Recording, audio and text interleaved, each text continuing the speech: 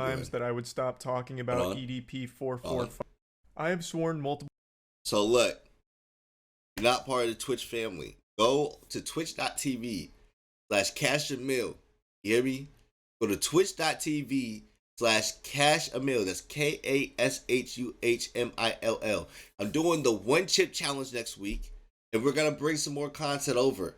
We do reactions, we play games. Y'all don't even get to see the night games or nothing like that where we just vibing. Join the Twitch, follow. When I stream, come hang out, have a good time. But other than that, we're going to see about, I think EDP is doing something again, and we're going to see what he's doing. So hopefully EDP not doing the same. I hope he's not. Shit, bro. Like, how is EDP still something to talk about? Fuck. Lock that nigga up. How is he not locked up, actually?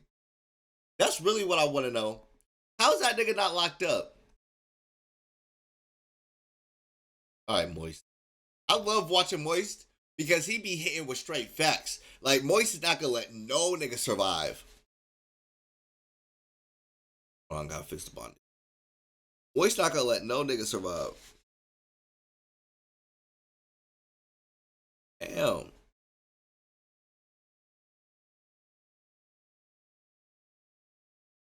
My hair. My weave. My weave. All right. Go ahead, Moist. Times that I would stop talking about EDP 445. But just like most people's New Year's resolutions about going to the gym, I'm going to have to break it. Every few months for the last couple of years, like clockwork, he will try and come back to the internet after his historic fall from grace after being caught in the now infamous cupcake trying to find ways to make money. He made money for a little bit. He needs a little bit more re-up. He'll come back with an almost cartoonish too much development. You can do being a pal. He's been on this non-stop, wild and wacky roller coaster of crazy, goofy shit that he tries. He's this gift that just keeps on giving with the amount of unbelievable shit he tries, like an everlasting gobstopper of goofs. I've compared him to the boss ghost from Danny Phantom, and I think that is just the most apt comparison. He's just this silly villain that keeps popping up every now and then just for people to laugh him off the face of the internet, but he'll always come back as a cameo in later episodes. And that's why we're talking about him again today, because it's that time of the year where EDP tries to make a claim that he's innocent. And this time, he's saying, actually, it was all acting. He was only pretending to be a pedophile. He was method acting as a child molester, as part of a movie production. Nigga, what? Get the blicky. Get the blicky. Someone lock this nigga up. Why would you even want to act like that? Why would that even be an acting role you would entertain? I know that sounds unbelievable. That sounds like I just made that shit up in a game of Mad Libs, but I'm being serious. That is the angle he's trying. He posted an entire breakdown of his defense that this was all a setup, that it was supposed to just be improv acting, but they published it as a real thing and it cost him his whole career. Now, before diving into the fanfic that EDP tries to craft here, like he's working on a fucking Tumblr blog, I do want to make it clear that even though the Cupcake Doomsday sting operation was the apocalypse that brought down the world of EDP, it's far from the only instance of him talking inappropriately and sexually with minors. This was just the only one where they actually caught him in video. You know, this was no longer just blurry photos of Sasquatch or rumors. They finally had him on video, flirting with, and then even going to a physical location to meet someone he believed to be a child. This followed sexually charged conversations as well as inappropriate pictures, including a picture of his poopy in a toilet, an actual shit pic. I make sure to mention that anytime EDP's name comes up because god damn it, that shit is crazy. And following all that, he went to the physical location to meet someone he believed to be a kid, and said the reason he was there was actually because his belly was empty. His tummy was growling for a cupcake, which is why it became known as the cupcake incident. But this is just focusing on that video and not any of the other numerous claims and evidence about the way he talked to children and all of that. So let's take it from the top here in the timeline of events. He lays out all the lore, and it dates all the way back to 2019. So I'll read it for y'all because I got a great reader voice. Here are the series of events that led Here are the series of events that led up to me being set up. I want to go into specific. Here are the series of events that led up to me being set up. I want to go into specific details about the events that led up to my setup because I don't feel like it was entirely clear in the video I released. 10/18/2019. Why did I scroll down like it was a page? I flew out to Philadelphia for the world premiere release of Maybe Next Year. I was featured in this documentary. I spoke extensively with Kyle Thrash, the film director from Wavelength Productions, about future film opportunities, and he assured me that he would be reaching out in the future. Here's a link to an article and a video below to confirm my time spent in Philadelphia, October 2019. Why do I keep laying out the goddamn Silmarillion here, preceding the Lord of the Rings events that take place later on? So, in 2019, he flew out to Philadelphia for the world premiere of Maybe Next Year, which he was featured in. I suppose this was his acting debut, I didn't even have to read and that's crucial knowledge here because fast forward to 2021, he received an email from Chet Goldstein, who was the person conducting the investigation on EDP at the time. And he's claiming that in 2021, Chet Goldstein reached out to him, letting him know how impressed he was with EDP's performance in that documentary. Okay, I don't think he's reading it. I'm going to read this one, just so everybody stays up to date. You feel me? Read a voice. Black Mink read. You feel me? All right. What the fuck?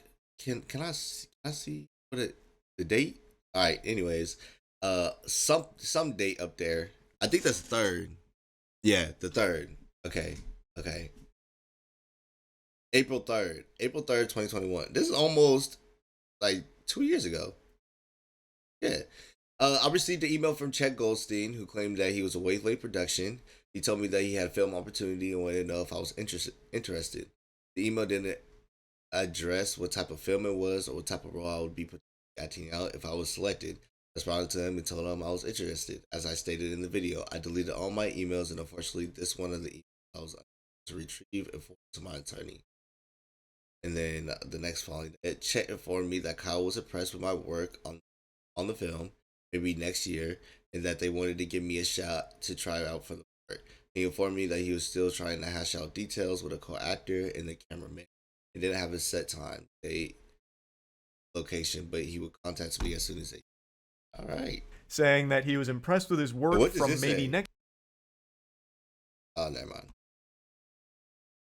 Year and wanted to give him a shot for a different part in a film that Chet Goldstein was working on at the time.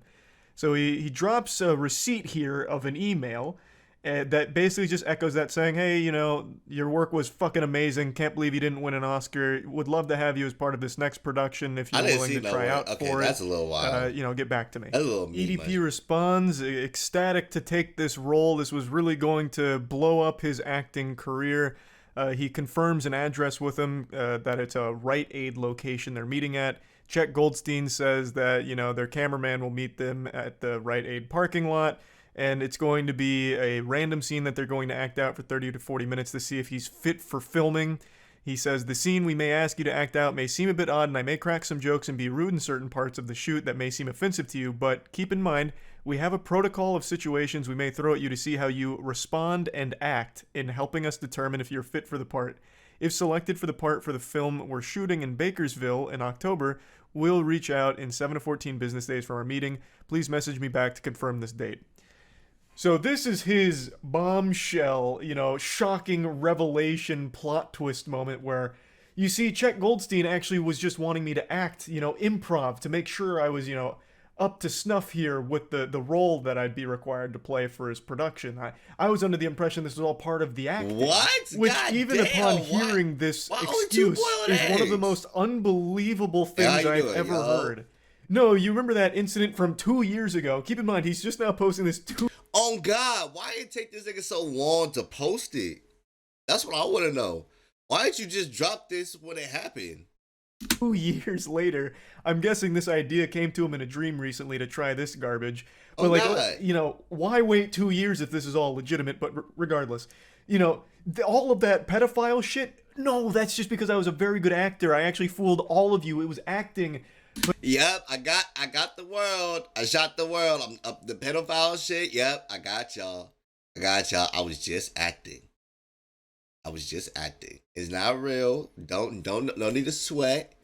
No need to trip. I was just acting. The proof. Crazy. But I'm really upset because I was NK, misled. I was I'm gonna react to instructed that. I think that's the to next improv. one. I had no I idea this have a was going list to of be stuff the to react result. to. So, But I know what you're thinking, Charles. He posted receipts. He posted emails worry. right there. There's proof. There's evidence to support these outrageous claims. Oh my god, this shit is edited like a motherfucker. Look at this. Now, I'm not gonna say I'm not gonna never mind, I'm not even gonna say nothing. I've done some editing before. Okay? I done some editing before and gotten away with it multiple times. Okay? Done some editing. So I know when bullshit editing happens. And in bullshit editing, this right here, my friend, is bullshit editing. This right here, my boy, and this right here, my boy, is bullshit editing. This right here, my boy, is bullshit editing. It's old bullshit. The C's not even placed right. Bullshit editing. Say it with me. Bullshit editing. It's bullshit. Bet motherfucker. Sometimes reality can be stranger than fiction. And to that I say, I do not like those green eggs and ham. I do not like them, Sam I am. These are fucking poorly photoshopped emails that he posts. Exactly. He couldn't even Photoshop or crop it correctly. Look at Chet Goldstein's name. You can still see some of like the black flakes at the top where Chet Gold. What did I tell you? Huh? Bullshit editing. That's what it is. It's bullshit. It's bullshit. Goldstein was pasted on top of whatever this email originally was, and none of it's even centered in the first place. It doesn't even convincingly look like centered. Real emails. It is not awful. Even this. It is this terribly done. Like, what and the to fuck? go even a step further, I can literally hear EDP's voice in the Chet Goldstein text here. Why can I hear? Yes, that is the correct location. Javier, our cameraman will meet you at the Rite Aid parking lot, motherfucker. He caps locked respond and act as if that's supposed to drive the point home, like, no, look, it's real. This is super real because respond and act. That's a key word. I'm going to have to capitalize that one so that way people know that this is key. It's blatantly fake. These aren't bullshit. Real emails. But you know what? I'm always willing to play ball and suspend disbelief. Let's assume that this is real somehow. Stop it. And the odds of this being even remotely real are beyond minuscule, incalculably low odds, but let's assume they are. Okay. It still doesn't explain away all of his other repeated behavior with the way he talks to minors or anything like that. And it doesn't even explain away the video itself. There's nothing in there that even like gets corroborated with these emails he releases. At all. Nothing checks out, even still, with the video itself and the claims he's making. He did an interview with like an AI, I guess. I don't really know, but he's doing this interview with like some kind of AI interviewer using some kind of like fucking voice modulator. And the way he explains it is even more silly. He had his business card attached to the email. Okay, and that was shortly after the movie, maybe next year or so. You put kind of 2 and 2 together and everything aligned to this actually being an opportunity for you. Correct, yes. Okay, what so opportunity Chet emails you and tells you to meet him at the apartment complex? I'm sorry, maybe I'm not understanding. Well, again, the original meetup spot was at the Rite Aid. In what fucking solar system would someone be so stupid as to get a random email from someone claiming to be a movie producer who just reached out to you with a cold call saying, hey, your fucking performance in this documentary was superb, spectacular stuff. Come meet me at a Rite Aid where I'm going to have you play a child predator. Would you think that that's a good opportunity?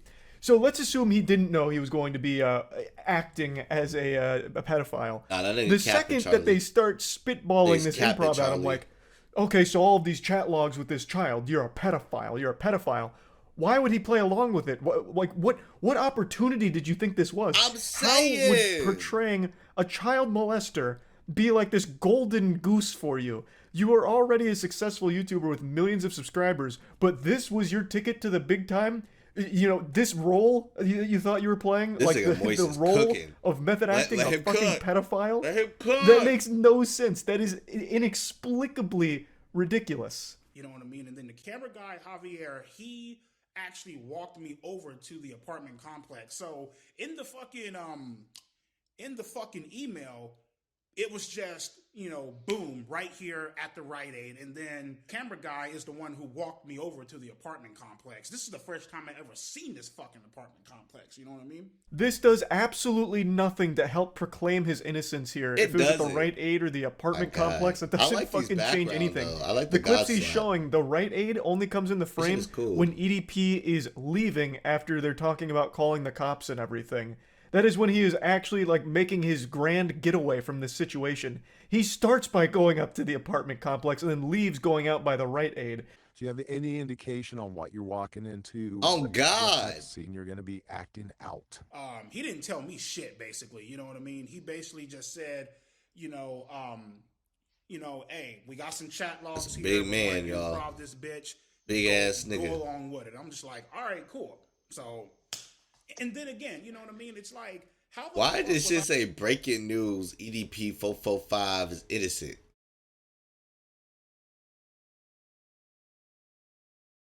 That nigga tried for show.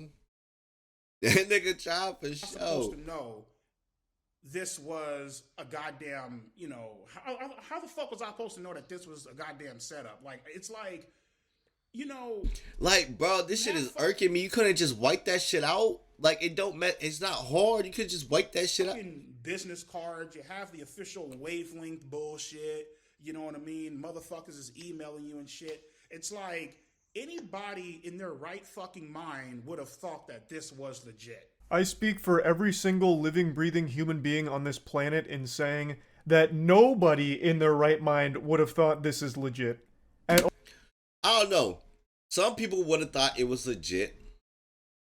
Not only that, some people really believe that all fame is good fame. When that's really not true. But some people do believe all fame is good fame, so somebody might have done it. All. I will suspend disbelief yet again here to just toy around with this idea. Why the fuck would you even improv this kind of scene? Did you want the role of a pedophile? Did you want that to be your acting legacy? The follow-up to your magnum opus performance in maybe next year you wanted to be the child predator? What sense does that fucking make? This is the dumbest defense ever. And he doesn't even do anything to like somehow explain away everything he says and does in the video itself. None of this explains any of it. And this fucking email screenshots are fake emails to begin with. The whole thing is so stupid. But it is laughable energy drink. that he is one of them actually G trying this Fuels with a in the straight back. face. Obviously, this is yet again another desperate attempt to prove that he's never been a child predator, even though there is overwhelming amounts of evidence, even outside of this big video that came from it. There is still so much evidence against him. And really the only reason he never faced jail time is because the investigation was done by YouTubers and not done in collaboration with law enforcement. So he was able to squeak away based on that, which is something that has happened. That's crazy. Even with evidence? Even with actual evidence? A lot, unfortunately. So it's crazy he's not even in jail, honestly. Thank and you. he still keeps trying to come back to the internet even after all of this time and all of this shit. He still keeps doing ridiculously what the goofy fuck shit like yeah, what you no, just I don't saw know. there with trying to say he's not a pedophile. He was only acting. Wild stuff. I just wanted to give a little update here and share that. That's about it. See ya. Thank you, Moist. You know I me. love